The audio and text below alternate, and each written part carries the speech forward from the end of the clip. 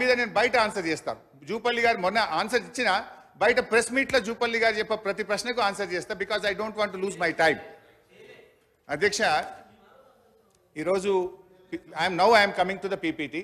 First ఆ white paper falls paper అని ఆధారాలు ఒక 4-5 మీ ముందు పెట్టాను, దానిలో ఉన్న తప్పులు చూపించాను. Now I'm coming to the PPT. అయితే బేసికల్లీ అధ్యక్ష, సభలో ఒక మంచి సాంప్రదాయం ఉండాలంటే అధ్యక్ష, బేసికల్లీ ఈ పీపీటీ ప్రభుత్వం పెట్టినప్పుడు ప్రతిపక్షానికి, ప్రధాన ప్రతిపక్షానికి కూడా పీపీటీకి అవకాశం ఇచ్చుంటే మేము కూడా స్పష్టంగా రాష్ట్ర ప్రజలకు అర్థమయ్యే రీతిలో చెప్పడానికి అవకాశం ఉంటుంది. కానీ బేసికల్లీ మాకు అవకాశం లేకపోవడం వల్ల వన్ సైడ్ ఆఫ్ ద వెర్షనే ప్రజలకు పోతా ఉంది, సభ్యులకు పోతా ఉంది. మా వెర్షన్ పోకపోవడం అనేది నిజంగా మాకు ఈ అవకాశం రాకపోవడం చాలా అన్యాయం, చాలా బాధాకరం. మా ప్రొటెస్ట్ను కూడా తెలియజేస్తూ అధ్యక్ష, గత 3-4 రోజుల నుంచి ఉత్తమన్న వారంటే నాకు కొంచెం చాలా గౌరవం, ఐ రెస్పెక్ట్ హిమ్. సో ఉత్తమన్న గారు గత 3 రోజుల నుంచి అసెంబ్లీకి కూడా రాకుండా, మిత్రమా ప్లీజ్, యూఆర్ న్యూ మెంబర్, కొంచెం వినన్నా నీకు కూడా అర్థమవుతుంది. అయితే గత 3-4 రోజుల నుంచి అన్న సభకు రాకుండా బాగా ప్రిపేర్ అయితే అద్భుతంగా ప్రిపేర్ అవుతున్నాడు. ఈ నీటిపారుదల రంగాన్ని చక్కగా ఆవిష్కరిస్తారని నేను ఆశపడ్డాను. కానీ అధ్యక్ష, వారి ప్రయత్నం ఎంతసేపు గత ప్రభుత్వం మీద బురద జల్లేటువంటి ప్రయత్నం ఎక్కువ కనబడ్డది, మా మీద బురద జల్లే ప్రయత్నం ఎక్కువ కనబడ్డది తప్ప భవిష్యత్ కార్యాచరణ విషయంలో దాని మీద ఒక లాస్ట్లో వారు పాసింగ్ రిమార్క్ చెప్పారు తప్ప ఒక రోడ్ మ్యాప్ ఇవ్వలేకపోయారనేటువంటిది నా అభిప్రాయం అధ్యక్ష. అయితే వారు చెప్పిన దాంట్లో చాలాసేపు మా తప్పిదాలు ఎత్తి చూపడానికి చాలా కష్టపడ్డట్టుగా కనబడ్డది. బట్ నేనేమంటున్నా అంటే అధ్యక్ష, మరి గత 2004 నుంచి 14 దాకా మీరు కూడా మంత్రిగా ఉన్నారు, శాసనసభ్యుడిగా ఉన్నారు. గత ప్రభుత్వం చేసిన తప్పిదాలను, ఆ 2004 నుంచి 14 దాకా జరిగిన తప్పిదాలు కూడా ఈ పీపీటీలో నిజాలు ప్రజల ముందు పెట్టుంటే చాలా బాగుండేది అధ్యక్ష. అయితే ఎందుకంటున్నంటే అధ్యక్ష, గతంలో స్టార్ట్ చేసినటువంటి ప్రాణహిత చేవెళ్ల ప్రాజెక్టు ఆ రోజు జీవో నంబర్ 124 ద్వారా 17,825 కోట్లు మంజూరు చేశారు.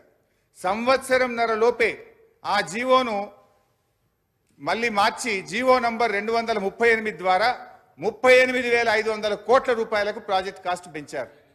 ఏమి పనులు చేయకుండానే 17,825 నుంచి 38,500 కోట్లకు పెంచారు. నంబర్ 1 అధ్యక్ష. నంబర్ 2, ఆ రోజు ఒక ప్రాజెక్టుకు 4 జిల్లాల్లో శంకుస్థాపన చేసిన ప్రాజెక్టు ఈ భారతదేశంలో ఏదన్నా ఉందంటే అది ఒకే ఒక్కటి ప్రాణహిత చేవెళ్ల ప్రాజెక్టు. 4 జిల్లాలో అప్పటి కాంగ్రెస్ ముఖ్యమంత్రి గారు జిల్లాకు ఫౌండేషన్ వేసి ఇక 4 ఏళ్లలో మీ కాళేశ్వరం ప్రాణహిత నీళ్లు వస్తా ఉన్నాయి, 4 సంవత్సరాల్లో తెలంగాణ సస్యశ్యామలం అవుతుందని చెప్పి మరి టీవీల్లో అడ్వర్టైజ్మెంట్లు, పేపర్లలో ఫుల్ పేజ్ యాడ్లు ఇచ్చారు. కానీ కరెక్ట్గా అధ్యక్ష, ఆనాటి కాంగ్రెస్ ప్రభుత్వం 4 ఏళ్ల తర్వాత నిజంగా ఎంత ఖర్చు పెట్టింది, ఎన్ని ఎకరాలకు నీళ్లు ఇచ్చింది అని ఒక్కసారి మనం పరిశీలిస్తే అధ్యక్ష, 4 ఏళ్ళు 2007-8లో కొబ్బరికాయ కొట్టారు అధ్యక్ష. 2012 నాటికి ఒక్కసారి మనం చూస్తే ఆ రోజు ఆ ప్రభుత్వం ఖర్చు పెట్టింది 168 కోట్ల రూపాయలు మాత్రమే ఖర్చు పెట్టారు. అంటే 38,500 కోట్లలో 168 కోట్లు ఖర్చు పెట్టారు. మొబిలైజేషన్, అడ్వాన్స్ అండ్ సర్వేల పేరు మీద 1,426 కోట్ల రూపాయలు బిల్లులు లేపారు అధ్యక్ష. అంటే పనిచేసిన తక్కువ, సర్వే, మొబిలైజేషన్, అడ్వాన్స్ పేరు మీద ఎత్తిన బిల్లులు ఎక్కువ. ఈ విషయాన్ని కూడా గౌరవనీయులైనటువంటి మంత్రి గారు చెప్పుంటే బాగుండేది అధ్యక్ష.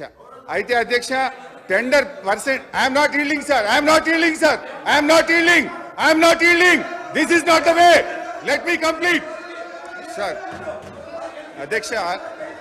అధ్యక్ష అయితే ఈ ప్రభుత్వం అధ్యక్ష సార్ గౌరవ సభ్యులు హరీష్ రావు సాబ్ లేచి కేఆర్ఎంపీ మాట్లాడే, మా బట్టన్న లేచి అదేంది మన రాజీవ్ సాగర్, ఇందిరా సాగర్ అని. నేను ఈ అన్నకు చెప్పాలన్నా, ఆ అన్నకు చెప్పాలన్నా, ఈ అన్నకు చెప్పాలన్నా, వైట్ పేపర్ మాట్లాడాలన్నా? టైం ఇవ్వండి, అందరికి చెప్తా.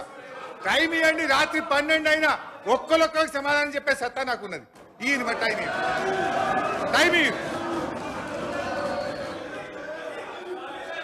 అధ్యక్ష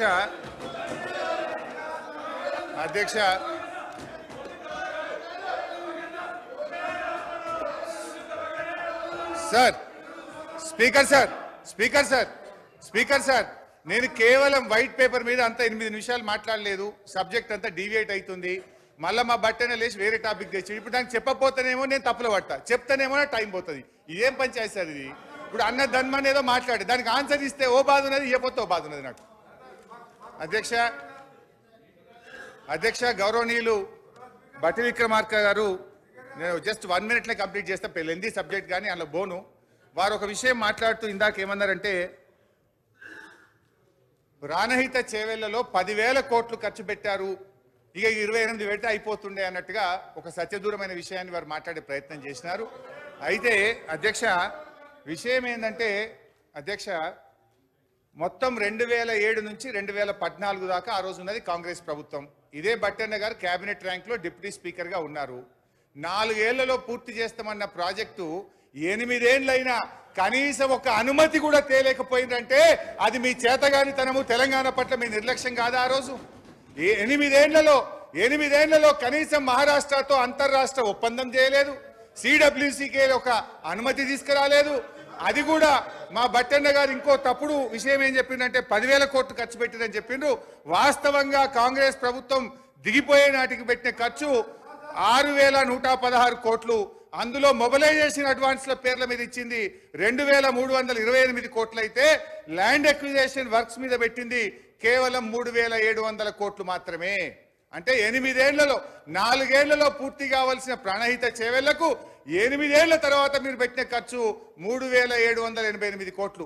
నిజంగా ఇదే రకంగా ప్రాణహిత జరిగితే మీ మునిమనుమలు చూస్తారు ఈ పనిని. అప్పటికి ప్రాజెక్ట్ కాస్ట్ ఎంత పెరుగుతుందనో ఒకసారి ఆలోచించండి అధ్యక్ష. అయితే ఇంకో విషయం కాకు కూడా చెప్తాను, అన్ననార మొత్తం ఉందే వరి కాకుండా నాకు టైం ఏమి దండం పెట్టా, every question I will answer. అయితే అధ్యక్ష బట్టన్న గారు ఇంకో మాట అన్నారు, మొబిలైజేషన్ అడ్వాన్స్ ఎవరి జేబుల్లోకి పోయిందని. వాస్తవంగా జరిగింది ఏంటంటే అధ్యక్ష టెండర్ కండిషన్స్ లో ఆ రోజు 0.5% ఉంటే టెండర్లు అయిపోయిన తర్వాత దాన్ని 3.5%కు పెంచి మొబిలైజేషన్ అడ్వాన్స్ ఇవ్వడాన్ని కాగు కూడా గతంలో తప్పుపట్టిన విషయాన్ని మీ ద్వారా వారి దృష్టికి తీసుకొస్తా ఉన్నా అధ్యక్ష. అయితే బేసికల్లీ ఇక్కడ ఇంకొక విషయం అధ్యక్ష, తమ్మిడిహట్టిని ఎందుకు మార్చారు అనే విషయాన్ని ఇవాళ పదే మాట్లాడుతున్నారు. యాక్చువల్గా అధ్యక్ష ప్రస్తుతం అక్కడ ఉన్నటువంటి తుమ్మల నాగేశ్వరరావు గారు కూడా ఆ రోజు మా క్యాబినెట్లో ఉన్నారు. అప్పటి ముఖ్యమంత్రి గారు క్యాబినెట్ సబ్ కమిటీ వేశారు. ప్రస్తుత వ్యవసాయ శాఖ మంత్రి ఆ రోజు R&B మినిస్టర్గా ఈ రీఇంజనీరింగ్ దాంట్లో వారు ఉన్నారు, ఈటెల రాజేందర్ గారు ఉన్నారు, చాలా మంది మంత్రులు అనేక రోజులు మాట్లాడి మీటింగులు పెట్టిన తర్వాత రీఇంజనీరింగ్ యొక్క ఆవశ్యకతను గుర్తించడం జరిగింది అధ్యక్ష. అయితే అధ్యక్ష పాయింట్ ఏంటంటే అధ్యక్ష ఇక్కడ చాలా ముఖ్యమైన విషయం ఏంటంటే నిజానికి ప్రాణహిత చేవలను మేము మార్చాలని అనుకోలేదు.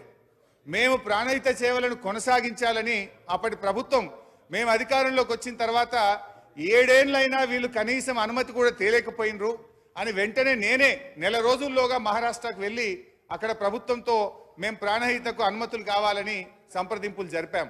కానీ అక్కడ ప్రభుత్వం ఒప్పుకోలేదు అధ్యక్ష.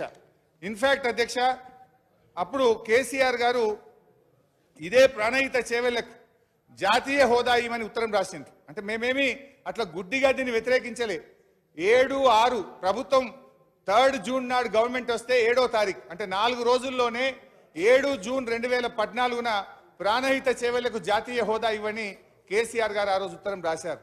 తర్వాత అధ్యక్ష 6/9/2014 కేంద్ర ప్రభుత్వానికి ప్రాణహితకు జాతీయ హోదా ఇవ్వండి అని చెప్పి కేసీఆర్ గారు ఉత్తరం రాశారు. అయితే అధ్యక్ష ఈ లోపు మేము మహారాష్ట్ర దగ్గరికి వెళ్ళి అనేక సంప్రదింపులు చేశాం. మీరు 152కు ఒప్పుకోండి, ఇది ఎట్లయినా మాకు చాలా ముఖ్యము అని చెప్పి గత ప్రభుత్వం 8 ఏళ్లలో చేయలేదు కానీ మీరు ఒప్పుకోండి అని మేము వెళ్తే వాళ్ళు మాకు ఒక లెటర్ ఇచ్చారు. అప్పటి మహారాష్ట్ర ముఖ్యమంత్రి పృథ్వీరాజ్ చౌహాన్ గారు మన ఆంధ్రప్రదేశ్ ముఖ్యమంత్రి కిరణ్ కుమార్ రెడ్డికి లెటర్ రాశారు.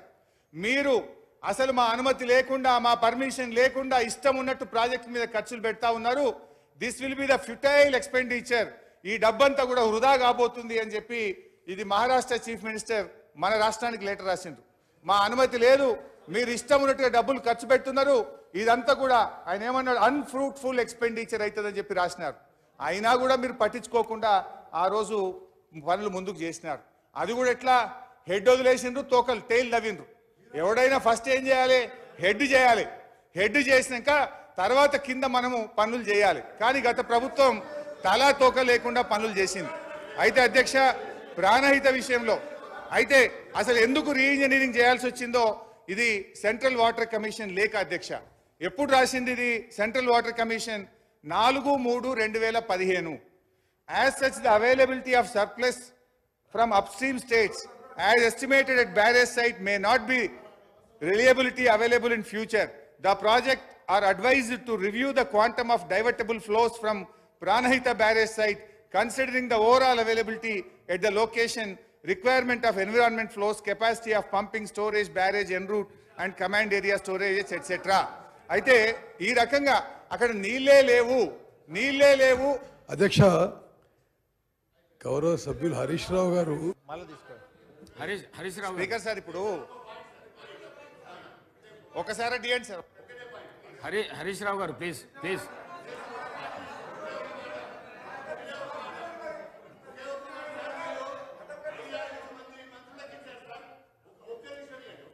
హరీష్ రావు గారు మీరు మాట్లాడిన తర్వాత ఇస్తారు. హరీష్ రావు గారు మాట్లాడండి, మీరు మాట్లాడండి.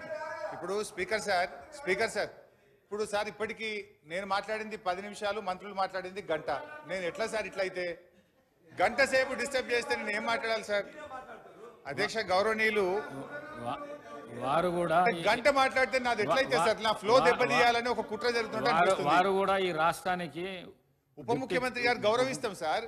వేరే ఏదైనా టాపిక్ మీద మాట్లాడినప్పుడు నేను నన్ను ఇంట్లో మాటికి డిస్టర్బ్ చేస్తే నేను ఎట్లా మాట్లాడాలి సార్? అందులో ఆర్థిక శాఖ మంత్రి సరే సార్, మీ దయ ఏం చేస్తాం. అయితే అధ్యక్ష గౌరవనీయులు బట్టి విక్రమార్క గారు సభను తప్పుదో పట్టించే ప్రయత్నం చేసినారు. రెండు విషయాలు I want to clarify through you sir. విషయం ఏంటంటే మీరు అంటున్నారు మీరు 3000 ఎకరాలకు ఎందుకు ఇవ్వలేదని. మరి మీరేం చేసిన 8 సంవత్సరాలు?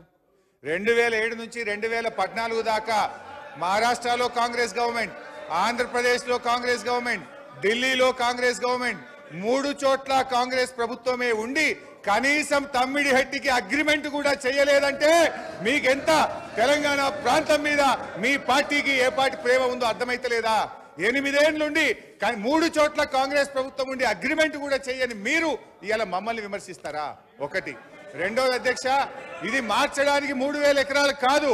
కేంద్ర ప్రభుత్వం అక్కడ నీళ్లే లేవు, ప్రత్యామ్నాయం చూసుకోండి అని సెంట్రల్ వాటర్ కమిషన్ ఇచ్చిన సూచన మేరకే మార్చడం జరిగింది. రెండవది అధ్యక్ష, ఇంకొక లేఖలో మీ యొక్క రిజర్వాయర్ల కెపాసిటీ సరిపోదు, పెంచుకోండి అని సిడబ్ల్యూసి సూచిస్తే 14 టీఎంసీల సామర్థ్యం నుంచి 141 టీఎంసీలకు పెంచుకున్నాం. వీటన్ని కారణాల చేత దాన్ని మనం రీఇంజనీరింగ్ చేసుకోవాల్సి వచ్చింది. Now I'm coming to subject. ఎందుకంటే ఇంతసేపు వారికి ఆన్సర్ చేయాల్సి వచ్చింది. ఇంకా డీటెయిల్గా చెప్పాలి కానీ నా టైం పోద్దని చెప్తలేను. అధ్యక్ష ఇవాళ విషయం ఏంటంటే అధ్యక్ష, ఇప్పుడు ఎవరు ఎంత చెప్పినా గౌరవనీయులు ఉత్తమన్న గారు మొన్నెక్కడో మాట్లాడుతూ అసలు ఉమ్మడి ఆంధ్రప్రదేశే చాలా బాగుండే, అప్పటికంటే తెలంగాణ రాష్ట్రంలో అన్యాయం జరిగిందనే విధంగా వారు స్టేట్మెంట్ ఇచ్చారు. అధ్యక్ష ఇలా ఉమ్మడి ఆంధ్రప్రదేశ్లో మన పరిస్థితి ఏంటి అధ్యక్ష? ఆనాటి 10 జిల్లాల తెలంగాణలో 9 జిల్లాలు వెనుకబడిన జిల్లాలని నాటి ప్లానింగ్ కమిషన్ గుర్తించింది. అంటే ఉమ్మడి ఆంధ్రప్రదేశ్లో మీ పాలన అంత గొప్పగుండే. అధ్యక్ష ఇలా ఉమ్మడి ఆంధ్రప్రదేశ్ గురించి అధ్యక్ష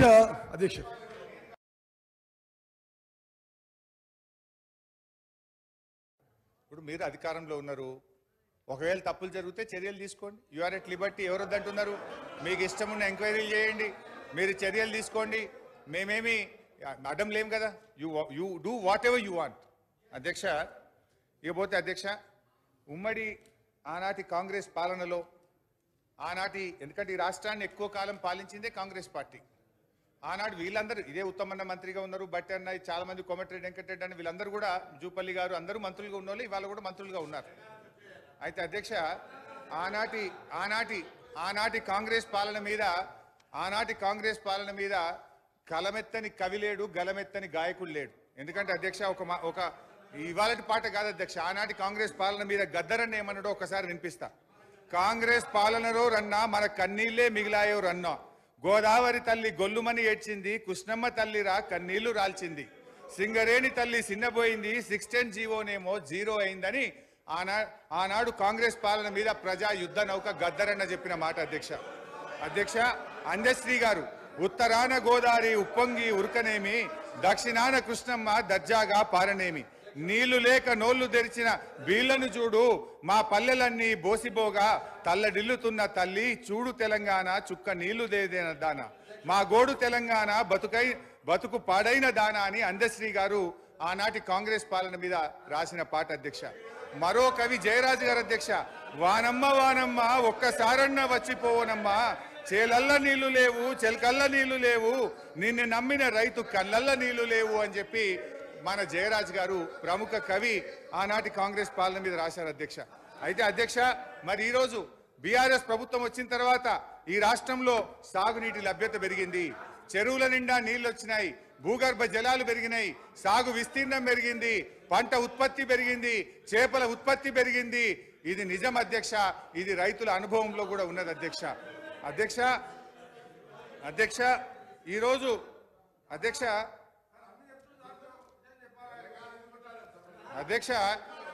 ఇవాళ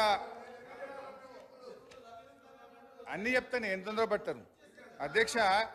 ఈరోజు తెలంగాణ ప్రభుత్వం వచ్చిన తర్వాత ఒకప్పుడు మన ప్రాంతంలో అధ్యక్ష, మన ప్రాంతంలో వలసలు ఉంటుండే అధ్యక్ష. ఇవాళ మేము వచ్చిన తర్వాత చెరువులు బాగా చేసి, ప్రాజెక్టులు బాగా చేసి, నీళ్ళు ఇచ్చిన తర్వాత ఇలా వలసలు వాపసు వచ్చినాయి. పక్క రాష్ట్రాల నుంచి కూలీలు నాట్లేయడానికి వాళ్ళ తెలంగాణకు వచ్చేటువంటి పరిస్థితి వచ్చిందా లేదా అని నేను అడుగుతా ఉన్నా. ఇవాళ దక్షిణ భారత ధాన్యాగారంగా ఈ దేశానికే 10 రాష్ట్రాలకు అన్నం పెట్టే అన్నపూర్ణగా ఈ తెలంగాణను మనం మార్చినామా లేదా అధ్యక్ష? కేంద్ర ప్రభుత్వం మేము ఈ వడ్లు కొనలేము అని చేతులెత్తేస్తే ఢిల్లీకి పోయి ధర్నా చేసేంత పరిస్థితి వచ్చిందంటే ఈ రాష్ట్రం బాగుపడ్డట కాదా అని నేను అడుగుతా ఉన్నాను అధ్యక్ష. మా జగదీష్ ఉన్నాడు ఇక్కడ. మేము ఆనాడు ఎస్ఆర్ఎస్పి స్టేజ్ 2కు ఒక్కనాడు కూడా చుక్క నీళ్లు పోలేదు. కాళేశ్వరం ప్రాజెక్టు నుంచి ఎస్ఆర్ఎస్పి స్టేజ్ 2 కాలువ పనులు పూర్తి చేసి 2 పంటలకు కూడా నీళ్లు ఇచ్చింది. నిజమా కాదా అని నేను అడుగుతా ఉన్నా. ఇలా మహబూబ్ అధ్యక్ష